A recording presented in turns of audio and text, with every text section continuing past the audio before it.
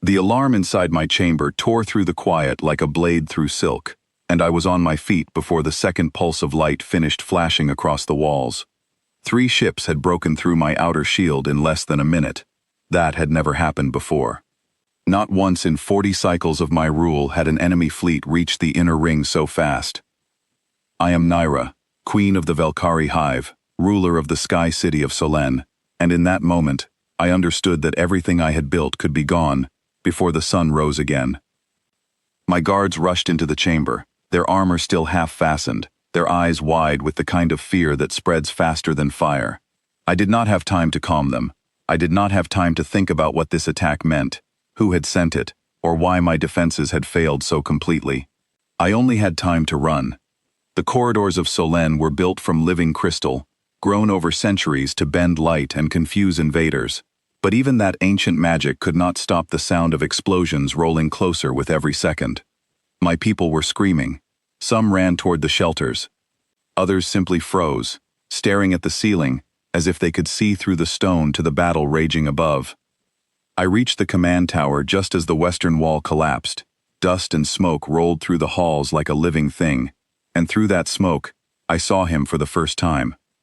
He was not Velkari, he was not even close. He was a human, a species I had heard about only through old trade reports and distant rumors, a species said to be small, short-lived, and easily broken. But the man standing in the middle of my burning tower did not look broken. He looked like the only calm thing left in a world falling apart. His name, I would later learn, was Ethan Cole. He wore no royal marks, no symbols of rank, only a scorched jacket and a determined look that made my guards hesitate before raising their weapons against him. I should have ordered them to strike him down. He was a stranger inside my palace during an attack, and every law of my hive demanded suspicion first, and mercy never. But something about the way he moved stopped me. He was not attacking anyone. He was pulling a wounded Velkari soldier out from under a fallen beam, lifting weight that should have crushed him, ignoring the pain on his own face as he dragged the soldier toward safety. I stepped forward before I could stop myself. "Who are you?" I asked, my voice sharper than I intended. He looked up at me, breathing hard, sweat mixing with the dust on his skin. "My ship crashed 2 hours ago," he said. "I was trying to find shelter when your city got hit. I am not your enemy." I did not believe him immediately. Trust is not something a queen gives freely, especially not to a stranger, who appears exactly when chaos begins. But I had no time to question him further, because the tower shook again, harder this time, and a new wave of enemy soldiers poured through the broken wall. They were Draxil raiders. I recognized the black armor instantly, the curved blades, the way they moved without fear, because they had never once lost a war against my people. The Draxil had wanted Solen for generations, not for its beauty, but for the rare energy crystals buried beneath its foundations. They believed those crystals could power weapons strong enough to conquer half the galaxy. I had always believed my defenses were enough to keep them away. I was wrong.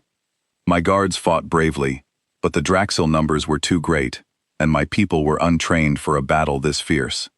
I called out orders, trying to organize a retreat toward the lower shelters, but panic had already taken hold. In the chaos, I lost sight of Ethan for a moment, and my heart, foolishly, tightened with worry for a stranger I had known for less than 5 minutes. Then I saw him again, standing beside a group of my soldiers, showing them how to use the wreckage as cover, how to time their strikes so the enemy could not predict their movements. He fought with a strange kind of controlled strength, never wasting energy, never acting out of anger, only calculation and purpose. He was protecting people who were not his own, in a city he had entered only by accident, and he was doing it as if it were the most natural thing in the world. "Get your people to the lower gates," he shouted at me over the noise. "I will hold this line as long as I can." "You do not command here," I said, even as I found myself moving toward the gates exactly as he suggested. "I am not commanding," he said. "I am helping. There is a difference." There was no time to argue. I gathered as many of my people as I could and led them through the crumbling halls toward the lower shelters, trusting, for reasons I could not explain, that Ethan would keep his word. Explosions echoed behind us the entire way, each one closer than the last, each one a reminder that Solène might not survive the night. When we reached the lower gates, I turned back, unable to stop myself, and saw Ethan running toward us with 3 of my soldiers close behind, all of them alive, all of them moving fast enough to outrun the collapsing corridor. The moment they crossed the threshold, I sealed the gate behind them, cutting off the tower from the shelters below. "We are safe here, for now," I said, though my voice shook more than I wanted it to. "For now," Ethan repeated, wiping blood from a cut above his eyebrow. "That is not the same as safe." He was right, and I hated that he was right. The Draxil would not stop simply because we had retreated. They wanted the crystals beneath my city, and they would tear through every level of Solène until they found them, unless something changed. I turned to my remaining commanders, trying to think through the fear clouding my mind. We had lost the outer shield, lost the upper tower, and lost dozens of soldiers in less than an hour. If the Draxil breached the lower gates, there would be nowhere left to run. Ethan stepped closer, lowering his voice so only I could hear him. "I saw their formation up there," he said. "They are not using their full strength yet. They are testing you, probing for weakness before they commit everything. If you can find where their command ship is positioned, you might be able to disrupt their attack before it becomes unstoppable." "How do you know this?" I asked, studying his face carefully. "Because I have seen this pattern before," he said. "Different war, different enemy, same strategy. Overwhelm the outer defense, create panic, then strike the heart while everyone is distracted." I did not know his history, did not know what wars he had survived before crashing into mine, but the certainty in his voice was impossible to ignore. Against everything my instincts told me, I decided to trust him. I gathered my most skilled scouts and sent them to the highest surviving towers to look for the Draxil command ship. While we waited for their reports, Ethan worked alongside my engineers, helping them reroute power from the damaged sections of the city to strengthen the lower gates. He did not wait for permission. He simply worked, calmly and quickly, as if there had never been a moment of doubt about whether my people would accept his help. I watched him from a distance, noticing the way my soldiers began to follow his instructions without hesitation, the way even my proudest commanders started listening to a stranger because his ideas were saving lives. It should have angered me. In my hive, authority was earned through birth and blood, not proven in a single desperate night. But I found myself unable to feel anything except gratitude, and something else, something warmer and far more dangerous, stirring quietly beneath my fear. The scouts returned within the hour, breathless and shaking, reporting that the Draxil command ship was hidden behind the eastern ridge, protected by a small group of guards, who believed no one would find them so far from the main battle. "This is our chance," Ethan said, studying the map my scouts had drawn. "If we can reach that ship and disable it, the rest of their fleet will lose coordination. Armies like this rely on central commands. Cut the head, and the body panics." "You want to attack their command ship with what remains of my forces," I said. "We barely survived the last hour." "I do not want you to attack with everyone," he said. "I want a small group, fast and quiet, to slip past their lines, while their main force is focused on breaking through the lower gates. A large army cannot move unseen. A small one can." Every part of my training told me this was reckless. A queen does not risk herself on a mission with uncertain odds.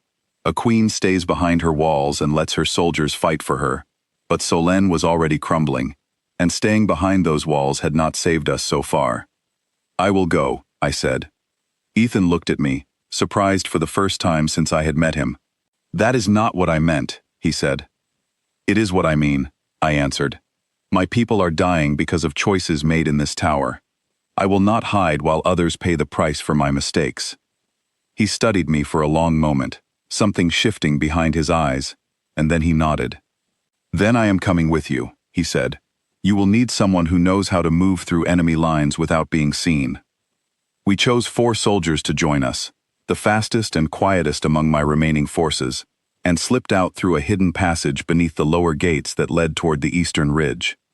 The passage was narrow and dark, filled with the smell of smoke drifting down from the battle above, but it kept us hidden from the worst of the fighting. As we moved, Ethan stayed close beside me, watching every shadow, every sound, guiding our small group with instincts that seemed impossible for someone who had only just arrived in my world.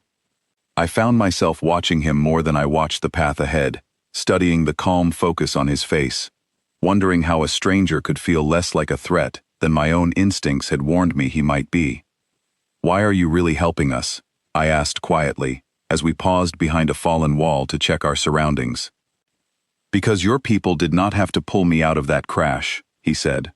"Because when your soldiers found me, they could have left me to die and taken whatever they wanted from my ship. They did not. They helped me instead. I am simply returning the favor." "That is not the only reason," I said, watching his face carefully. He hesitated, glancing at me for a moment longer than necessary before looking back toward the ridge. "Maybe not," he admitted, "but this is not the time to talk about the rest." We reached the eastern ridge just as the moons began to rise, casting pale light over the jagged rocks that hid the Draxil command ship. From our position, we could see the guards patrolling the perimeter, unaware that anyone had slipped past their main forces. Ethan crouched beside me, studying the guards' movements with quiet patience. "There is a gap in their patrol every few minutes," he whispered. "If we time it right, we can reach the ship before they notice us." I nodded, trusting his judgment completely now, a trust that would have seemed impossible only hours earlier. We waited for the gap in the patrol, then moved quickly and silently across the open ground, reaching the ship just as the guards turned their attention elsewhere. Ethan worked fast, finding the ship's control panel and disabling its communication systems, while my soldiers kept watch for any sign of danger. I stood beside him, my heart's pounding, more aware of his presence than I wanted to admit even to myself. "This will not stop them completely," he said, as sparks flew from the panel under his hands, "but it will confuse their coordination long enough for your forces to push back the main assault." Just as he finished speaking, a group of Draxil guards rounded the corner, spotting us instantly. There was no time to run, no time to hide. Ethan stepped in front of me without hesitation, placing himself between me and the approaching guards. "Get back to your soldiers," he said firmly. "I will handle this." "I will not leave you here," I said. "You have a hive depending on you," he said, his eyes locked on mine. "I have nothing waiting for me except this moment. Let me do this." There was no time to argue further. My soldiers pulled me back toward the passage as Ethan held the guards off, buying us the seconds we needed to escape unseen. I watched him grow smaller in the darkness behind us, my chest tightening with a fear I had not expected to feel for someone I had known for only a single night. We made it back to the lower gates just as my remaining forces launched a coordinated counterattack, taking advantage of the confusion spreading through the Draxil ranks now that their command ship had gone silent. The tide of the battle began to shift, slowly at first, then faster as the enemy realized their coordination had collapsed. I fought alongside my soldiers with a fierceness I had never shown before, driven not only by the need to protect my city, but by the desperate hope that Ethan had survived long enough to see the battle turn in our favor.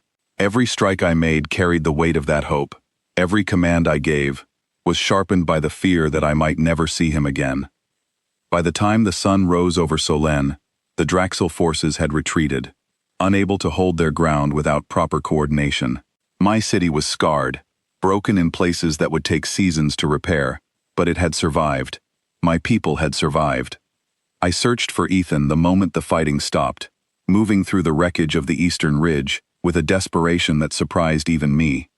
I found him near the remains of the command ship, wounded but alive, leaning against a broken wall with a tired but steady smile on his face. "You came back," I said, relief flooding through me so strongly, it nearly broke my careful composure. "I told you I would hold them off," he said. "I did not say I would die doing it." I knelt beside him, checking his wounds with hands that trembled more than I wanted them to. "You risked everything for a city that is not your own," I said. "For people you had known for less than a day." He looked at me, his expression softening in a way that made my hearts ache with something I had spent my entire life avoiding. "Maybe I did not do it for the city," he said quietly. "Maybe I did it for the person leading it." I had sworn, long ago, that I would never bond with anyone, never let another creature's heartbeat matter more than my duty to my hive. I had watched what happened to those who broke that oath before me, watched them lose themselves in love until nothing remained but ruin. I had believed, for 40 cycles, that strength meant standing alone, but looking at Ethan in that moment, wounded and exhausted, yet still smiling at me, as if I were the only thing in the world worth protecting, I understood that I had been wrong. Strength was not standing alone. Strength was choosing to stand beside someone, even when every instinct told you it was dangerous, even when history warned you it might end in loss. I helped him to his feet, supporting his weight as we walked back toward the city together, back toward a home that had nearly fallen, but had not. The soldiers around us watched in silence, sensing perhaps before I did myself that something had changed between their queen and the stranger who had fought to save them all. In the days that followed, Solène began to heal. The walls were rebuilt, the shelters reopened, and slowly, the fear that had gripped my people began to fade into something closer to hope. Ethan stayed, not because he had nowhere else to go, but because he chose to, working alongside my engineers, training my soldiers, becoming as much a part of my city as the crystal walls that had protected it for centuries. One evening, as the sun set over the newly repaired towers of Solène, I found him standing on the same balcony where I had once sworn my oath never to bond with anyone. He turned as I approached, his expression calm, as if he had been waiting for this moment since the night we first met. I broke my oath, I told him, the words feeling strange and freeing at the same time. I told myself I would never bond, that love was a weakness that would destroy everything I had built. And now? He asked, watching me carefully. Now I understand that I was protecting myself from something I never truly understood, I said. Bonding is not weakness. It is choosing to trust someone enough to let them stand beside you, even when it would be easier to stand alone. He smiled, stepping closer, the warmth in his eyes matching the warmth spreading through my chest. I am glad you figured that out, he said, because I was not planning on going anywhere. Together, we watched the last light of the sun disappear behind the horizon, the city of Solène glowing softly in the evening light, rebuilt not just in stone and crystal, but in something far stronger. I had spent my entire life believing that a queen's greatest strength was standing alone, untouched by attachment, unshaken by love. I had been wrong. My greatest strength stood beside me now, a human warrior who had crashed into my world by accident and stayed by choice, who had shown me that bonding was not the end of who I was, but the beginning of who I could become. The oath I had sworn as a young queen, terrified of repeating my aunt's mistakes, had finally been broken, not out of weakness, but out of a strength I had never known I was capable of feeling. And for the first time in 40 cycles, I did not regret it at all.